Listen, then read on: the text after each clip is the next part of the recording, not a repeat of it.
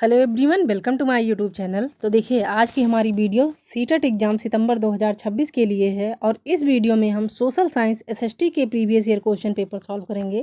तो आप लोग वीडियो पर कंटिन्यू बने रहिए और अपने एग्ज़ाम की कंटिन्यू तैयारी जारी रखिए, क्योंकि सीटेट एग्ज़ाम सितंबर में हूबहू ऐसे ही प्रश्न पूछे जाएंगे। सो आप लोग चैनल पर ज़रूर जुड़ें। तो चलिए, इसमें हम पहला वाला क्वेश्चन करते हैं। तो आइए देखिए पहला वाला क्वेश्चन। पहले वाले क्वेश्चन में कहा जा रहा है कि आपकी दैनिक सामाजिक विज्ञान कक्षा की पाठ्य योजना के लिए निम्नलिखित में से कौन सा सही है। तो आप एक दैनिक सामाजिक विज्ञान कक्षा की पाठ्य योजना के लिए आपसे पूछा जा रहा है कि निम्नलिखित में से तो कौन सा सही है।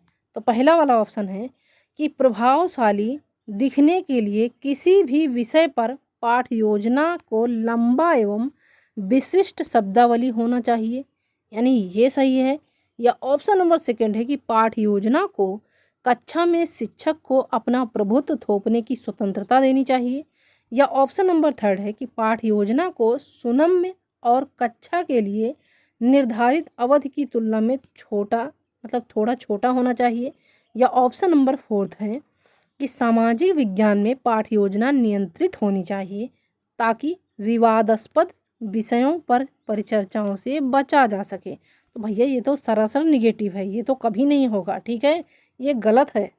तो देखिए यहाँ पे जब आप एक सामाजिक विज्ञान की कक्षा में पाठ्य योजना बना रहे हैं, सामाजिक विज्ञान के टीचर हैं और अपनी कक्षा में पाठ्य योजना बना रहे हैं, तो पाठ्य योजना बनाते समय आपकी पाठ्य योजना जो होनी चाहिए वो पाठ्य योजना सुगम्य और कक्षा के लिए निर्धारित अवधि की तुलना में थोड़ा छोटा होना चाहिए ताकि बच्चे बोर ना हो, बच्चों को आसानी से समझ में आए, ठीक है। तो यहाँ पे आपका राइट आंसर हो जाएगा ऑप्शन नंबर थर्ड, ना कि पाठ्य योजना को कक्षा में शिक्षक को अपना प्रभुत्व थोपने की स्वतंत्रता देनी चाहिए। भैया ये भी निगेटिव है, ठीक है, ये नहीं होगा। और लंबा एवं विशिष्ट शब्दावली वाला भी नहीं होना चाहिए आपकी पाठ्य योजना। आपकी पाठ्य योजना जो होनी चाहिए वो होनी चाहिए सुगम्य एवं कक्षा के लिए निर्धारित अवधि की तुलना में थोड़ा छोटा होना चाहिए। तो यहाँ पे आपका राइट आंसर हो जाएगा ऑप्शन नंबर 3। अब आइए देखिएगा अगला वाला क्वेश्चन। इस वाले क्वेश्चन में कहा जा रहा है कि निम्नलिखित कथन पर विचार कीजिए। अब लिखित सामग्रियों, जिसको हम कहते हैं टेक्स्ट विधि का विविध तरीके से पाठ किया और अर्थ निकाला जा सकता है। अब उपरोक्त कथन उपलक्षित करता है कि कक्षा में समान समझ पर पहुंचने के सभी प्रयास व्यर्थ हैं, या एक कक्षा की भूमिका में पाठ्य पुस्तक की अति उपयुक्त व्याख्या देना सम्मिलित है, या शिक्षकों का अध्यापन के समय पाठ्य सामग्री का पुनः चयन, पुनः परिभाषित करना एवं पुनः अर्थ निकालना आवश्यक है। या ऑप्शन नंबर फोर्थ है कि पाठ्य पुस्तकीय ज्ञान को दिया गया है के रूप में प्रस्तुत किया जाना चाहिए जहां व्याख्या हेतु बहुत कम अवसर हो। तो देखिए यहाँ पे क्वेश्चन में क्या कहा जा रहा है कि निम्नलिखित सामग्रियों टेक्स्ट का विविध तरीके से पाठ किया और अर्थ निकाला जा सकता है। अब टेक्स्ट का विविध तरीके से पाठ किया और अर्थ निकाला जा सकता है, तो वो किस माध्यम से अर्थ निकाला जा सकता है। तो देखिए वो माध्यम होगा कि शिक्षकों का अध्यापन के समय पाठ सामग्री का पुनः चयन, पुनः परिभाषित करना एवं पुनः अर्थ निकालना इस माध्यम और आवश्यक है। तो इस माध्यम से जो है अर्थ निकाला जा सकता है, यानी लिखित सामग्रियों का विविध तरीके से पाठ का अर्थ निकाला जा सकता है। तो यहाँ पे आपका राइट आंसर हो जाएगा ऑप्शन नंबर 3। अब देखिएगा अगला वाला क्वेश्चन। इस वाले क्वेश्चन में कहा जा रहा है कि निम्नलिखित में से कौन सा नियम एवं कानूनों के सामाजिक अधिगम को बढ़ावा देता है। तो ऐसा कौन सा नियम है जो कि कानूनों के सामाजिक अधिगम को बढ़ावा देगा। तो पहला है कि कक्षा में ऊंचे स्वर में पाठ्य पुस्तकें पढ़ना, यानी ये नियम जो है तो कानूनों के सामाजिक अधिगम को बढ़ावा देगा। या ऑप्शन नंबर सेकंड है कि निबंध लिखना। या ऑप्शन नंबर थर्ड है कि वाग्मिता में भाग लेना। या ऑप्शन नंबर फोर्थ है सामूहिक परिचर्चा करना। तो देखिएगा कि क्वेश्चन में क्या कहा जा रहा है कि कौन सा नियम कानूनों के सामाजिक अधिगम को बढ़ावा देगा। तो सामाजिक अधिगम को बढ़ावा देगा सामूहिक परिचर्या या सामूहिक परिचर्चा जो है, तो ये सामाजिक अधिगम को बढ़ावा देगा। यहाँ पे आपका राइट आंसर हो जाएगा ऑप्शन नंबर फोर्थ। अब चलिए अगला वाला क्वेश्चन देखिए। इस वाले क्वेश्चन में कहा जा रहा है कि निम्न में से कौन सा विकल्प दर्शाता है कि छात्रों ने विविधता विषय पर आलोचनात्मक चिंतन विकसित कर लिया। यानी ऐसा कौन सा विषय यह दर्शाता है कि छात्रों ने विविधता विषय पर आलोचनात्मक चिंतन विकसित कर लिया है। तो पहला है कि राष्ट्रीय चिन्हों के प्रति सम्मान दर्शाना, यानी कि ये विषय दर्शाता है कि छात्रों ने आलोचना चिंतन विकसित कर लिया है विविधता विषय पर। या नेक्स्ट नंबर क्वेश्चन है कि विभिन्न राज्यों में पहने जाने वाले वस्त्रों के बारे में जानकारी होने का प्रदर्शन करना। या ऑप्शन नंबर थर्ड है कि भारत में बोली जाने वाली विभिन्न भाषाओं के प्रति जागरूकता दर्शाना। या ऑप्शन नंबर फोर्थ है कि विविधता और असमानता के बीच अंतर कर पाना। तो बताइएगा कि निम्न में से कौन सा विकल्प यह दर्शाता है कि छात्रों ने विविधता विषय पर आलोचनात्मक चिंतन विकसित कर लिया। तो देखिए उस विषय का नाम है कि विविधता और असमानता के बीच अंतर कर पाना। विविधता और असमानता के बीच अंतर कर पाना ये विषय दर्शाता है कि छात्रों ने विविधता विषय पर आलोचनात्मक चिंतन विकसित कर लिया है। तो यहाँ पे आपका राइट आंसर हो जाएगा ऑप्शन नंबर फोर्थ। अब देखिएगा अगला वाला क्वेश्चन। इस वाले क्वेश्चन में कहा जा रहा है कि अति उपयुक्त विकल्प का चयन कीजिए। सामाजिक विज्ञान की पाठ्यपुस्तकों में कार्टूनों। तो सामाजिक विज्ञान की पाठ्यपुस्तकों में कार्टूनों की क्या भूमिका होती है कि कोई भूमिका नहीं है और वे विवाद पैदा करते हैं या वे कक्षा को आनंददायक बनाते हैं, क्योंकि सामाजिक विज्ञान विषय बहुत ही नीरस है। ऐसा है भैया? नहीं है भाई, सामाजिक विज्ञान विषय जो है तो बहुत नीरस है, नहीं भाई। नेक्स्ट है अधिगमकर्ताओं को कक्षा में पाठ्यपुस्तकों की ओर आकर्षित करते हैं। या ऑप्शन नंबर फोर्थ है कि एक बड़े समाज के मूलभूत मुद्दों को उठाते हैं जिन्हें अधिगमकर्ता अपने आसपास की चीज़ों से जोड़कर देख पाता है। तो देखिएगा यहाँ पे कि पूछा जा रहा है कि अति उपयुक्त विकल्प का चयन कीजिए कि सामाजिक विज्ञान का पाठ्यपुस्तकों में कार्टूनों का क्या महत्व है। तो सामाजिक विज्ञान की पाठ्यपुस्तकों में कार्टूनों से एक बड़े समाज के मूलभूत मुद्दों को उठाते हैं जिन्हें अधिगमकर्ता अपने आसपास की चीज़ों से जोड़कर देख पाता है। सो करेक्ट आंसर आपका हो जाएगा ऑप्शन नंबर फोर्थ। अब चलिए देखिए अगला वाला क्वेश्चन। इस वाले क्वेश्चन में कहा जा रहा है कि सामाजिक विज्ञान के शिक्षा शास्त्र में अन्वेषण रणनीति की मौलिक उपयोगिता है। तो सामाजिक विज्ञान के शिक्षा शास्त्र में अन्वेषण रणनीति की मौलिक उपयोगिता क्या है? शिक्षार्थियों की नौकरी की क्षमता, कौशल और वेतन पैकेज को बढ़ाने के लिए है। या सेकेंड नंबर है कि यदि आवश्यक हो छात्र अपनी पसंदीदा विषय को चुन सकें। या ऑप्शन नंबर थर्ड है कि छात्रों को मानसिक स्वास्थ्य संबंधी मुद्दों से जूझने के लिए तैयार करना, या छात्रों में वैज्ञानिक पद्धति और रुचियों को विकसित करने के लिए। तो देखिए कि सामाजिक विज्ञान के शिक्षा शास्त्र में अन्वेषण रणनीति मौलिक की उपयोगिता पूछा जा रहा है। तो यहाँ पे आपको पॉजिटिव ऑप्शन चूज करना है, ना कि नौकरी की क्षमता और कौशल और वेतन पैकेज को बढ़ाने के लिए। ये गलत हो जाएगा, ठीक है, ये आपका जो है निगेटिव है। उसके बाद देखिएगा कि यदि आवश्यक हो तो छात्र अपनी पसंदीदा विषय को चुन सकें, ये भी निगेटिव है। तथा ऑप्शन नंबर थर्ड देखिए कि छात्रों को मानसिक स्वास्थ्य संबंधी मुद्दों से जूझने के लिए तैयार करना, ऐसा नहीं करना है भाई, ये भी गलत हो जाएगा। तो यहाँ पे आपका करेक्ट आंसर हो जाएगा ऑप्शन नंबर फोर्थ कि छात्रों में वैज्ञानिक पद्धति और रुचियों को विकसित करने के लिए करना। अब आइए देखिएगा अगला वाला क्वेश्चन। इस वाले क्वेश्चन में कहा जा रहा है कि कक्षा में जब शिक्षक बहुत प्रकार की चट्टानें दिखाती हैं तो उनमें से दिखाई गई चट्टान को विद्यार्थी आग्नेय चट्टान के रूप में पहचान लेता है। अब वह बच्चा क्या कर रहा है?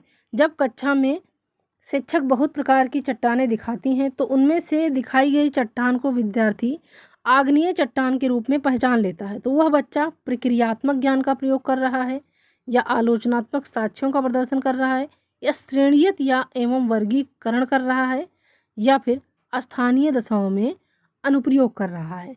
तो देखिए यहाँ पे कि जब कक्षा में शिक्षक बहुत प्रकार की चट्टानें दिखाते हैं तो उनमें से दिखाई गई चट्टान को विद्यार्थी आग्नेय चट्टान के रूप में पहचान लेता है। तो वह विद्यार्थी श्रेणियत एवं वर्गीकरण कर रहा है, मतलब अलग कर रहा है, ठीक है, उन चीज़ों में से जो है तो आग्नेय चट्टानों को अलग कर रहा है, इसी को कहा जाता है श्रेणीयत एवं वर्गीकरण करना। तो यहाँ पे आपका राइट आंसर हो जाएगा ऑप्शन नंबर 3। अब आइए देखिए अगला वाला क्वेश्चन। इस वाले क्वेश्चन में कहा जा रहा है सबसे उपयुक्त विकल्प का चयन कीजिए। अब पहला है, यहाँ पे देखिए कि इतिहास में तिथियों और उन्हें याद करने के डर को दूर करने के लिए एक सामाजिक विज्ञान शिक्षक को कोशिश करनी चाहिए। तो इतिहास में तिथियों और उन्हें याद करने के डर को दूर करने के लिए एक सामाजिक विज्ञान शिक्षक को किस तरह की कोशिश करनी चाहिए। तो ए है कि विद्यार्थियों को कुछ महत्वपूर्ण तिथियां याद करने के लिए समझाना चाहिए ताकि वे परीक्षा में पास हों। तो भैया इसको देखते ही आप काट दीजिए, ये नेगेटिव है, ठीक है। याद करना, परीक्षा में पास करवाना, रटाना, ये नहीं होगा। उसके बाद देखिएगा यहाँ पे कि संस्कृतियों एवं समाजों में आए परिवर्तन को दर्शाने के लिए विभिन्न समयों के लोगों की कहानियों व विचारों पर जोर देना, या कक्षा में नोटिस बोर्ड पर समय रेखा टाई मलाइंस दर्शाना। अब यहाँ पे 4 विकल्प दिए जा रहे हैं। पहला है ए बी सही है, बी सी सही है, ए सी सही है, या ए बी सी सही है। तो जहाँ पे ए विकल्प है उसको आप काट दीजिए। ए विकल्प 4th में है, 3rd में है और आपका 1st में है। तो ये तीनों विकल्प आपके गलत हो जाएंगे। तो जाहिर सी बात है आपका करेक्ट आंसर हो जाएगा ऑप्शन नंबर बी, यानी कि बी और सी सही है, ठीक है। याद करना, रटाना, कंठस्थ कराना, ये सब काम नहीं करना है। अब आइए देखिए अगला वाला क्वेश्चन। इस वाले क्वेश्चन में कहा जा रहा है, देखिएगा यहाँ पे कि उपनिवेशिक भारत में शिक्षा पद्धतियों की चर्चा हेतु किस स्रोत को प्राथमिक स्रोत मानेंगे। तो उपनिवेशिक भारत में हम शिक्षा पद्धतियों की चर्चा हेतु किस स्रोत को प्राथमिक स्रोत मानेंगे। रविंद्रनाथ के की घरे बाहरे, या जेम्स मिल का ब्रिटिश भारत का इतिहास, या ज्योतिराव फुले की गुलामगिरी को, या ऑप्शन नंबर 4 है ताराबाई शिंदे की स्त्री पुरुष तुलना को। तो देखिए कि उपनिवेशिक भारत में शिक्षा पद्धतियों की चर्चा हेतु पूछा जा रहा है, तो किस स्रोत को हम प्राथमिक स्रोत मानेंगे। तो वो स्रोत हो जाएगा ज्योतिबा राव फुले की गुलामगिरी, यानी ज्योतिबा राव फुले ने जो अपनी पुस्तक लिखी थी गुलामगिरी, तो उसको हम प्राथमिक स्रोत मानेंगे। तो यहाँ पे आपका राइट आंसर हो जाएगा ऑप्शन नंबर 3rd। अब आइए देखिएगा अगला वाला क्वेश्चन। इस वाले क्वेश्चन में कहा जा रहा है कि एक अध्यापक कक्षा के विद्यार्थियों को छोटे छोटे समूहों में बांट देता है और हर समूह के लिए कार्य निर्धारित करता है। जब तक कि विद्यार्थी अपने कार्य को कर रहे हैं तो अध्यापक क्या करेगा। एक अध्यापक है, एक टीचर है, तो वो कक्षा के अपने विद्यार्थियों को छोटे छोटे समूहों में बांट देता है और हर समूह के लिए कार्य निर्धारित करता है, यानी प्रत्येक समूह के लिए जो है तो वो टीचर कार्य निर्धारित करता है। अब जब तक कि विद्यार्थी अपने कार्य को कर रहे हैं तो वह अध्यापक क्या करेगा। श्यामपट्ट पर कार्य करेगा, या मूल्यांकन के लिए प्रश्न तैयार करेगा, या नेक्स्ट है कि अगले शिक्षण बिंदु को तैयार करेगा, या ऑप्शन नंबर 4 है कि एक समूह से दूसरे समूह में जाकर विद्यार्थियों के संदेह को दूर करेगा। तो देखिएगा कि जब एक अध्यापक अपने विद्यार्थियों को छोटे छोटे समूहों में बांट देता है और हर समूह के लिए कार्य निर्धारित करता है, और जब तक कि उसके विद्यार्थी कार्य कर रहे हैं तब तक वह अध्यापक एक समूह से दूसरे समूह में जाकर विद्यार्थियों के संदेह को दूर करेगा। यहाँ पे आपका राइट आंसर हो जाएगा ऑप्शन नंबर 4। अगला नंबर क्वेश्चन देखिए। इस वाले क्वेश्चन में कहा जा रहा है कि सामाजिक विज्ञान आकलन में दिया गया कार्य रचनात्मक कहलाएगा यदि। तो सामाजिक विज्ञान आकलन में दिया गया कार्य रचनात्मक कहलाएगा यदि सहयोग आधारित है, या परिचर्चा आधारित है, या प्रतिक्रियात्मक जिसको हम कहते हैं रिफ्लेक्टिव आधारित है, या हर सप्ताह किया जाए। अब यहाँ पे 4 विकल्प दिए जा रहे हैं ए बी सी डी करके। तो पहले एक बार क्वेश्चन ध्यान से फिर से पढ़िएगा कि सामाजिक विज्ञान आकलन में दिया गया कार्य रचनात्मक कहलाएगा यदि वह कैसा होना चाहिए, यदि वह कार्य जो है तो किस तरह का होना चाहिए जो कि रचनात्मक कहलाया जाए। तो देखिए आपने चारों विकल्प पढ़ लिए, सहयोग आधारित, परिचर्चा आधारित, प्रतिक्रियात्मक जिसको हम कहते हैं रिफ्लेक्टिव आधारित, तथा ऑप्शन नंबर 3rd है हर सप्ताह किया जाए। तो पहला है कि ए बी और सी सही है, या ए सी और डी सही है, या बी सी डी सही है, या ए बी और डी सही है। तो देखिएगा यहाँ पे आपका करेक्ट आंसर हो जाएगा ऑप्शन नंबर 1st, यानी कि यहाँ पे आपका सही हो जाएगा ए बी और सी सही हो जाएगा, ठीक है। यानी कि सामाजिक विज्ञान आकलन में जो दिया गया कार्य रचनात्मक कहलाएगा यदि वह सहयोग आधारित होगा, परिचर्चा आधारित होगा और प्रतिक्रियात्मक, जिसको हम कहेंगे रिफ्लेक्टिव आधारित होगा। यानी कि यहाँ पे आपका सही हो जाएगा ऑप्शन नंबर फर्स्ट कि ए, बी और सी सही हो जाएगा। तो करेक्ट आंसर हो जाएगा ऑप्शन नंबर फर्स्ट। अब आइए देखिएगा अगला वाला क्वेश्चन। इस वाले क्वेश्चन में कहा जा रहा है कि विद्यार्थियों की दिशा संबंधी जानकारी के आकलन में निम्न में से कौन से संसाधन प्रासंगिक हैं। तो विद्यार्थियों की दिशा संबंधी जानकारी के आकलन में कौन से संसाधन प्रासंगिक हैं? ग्लोब है, ग्राफ है, टाइमलाइन है या मानचित्र है? तो बताइएगा।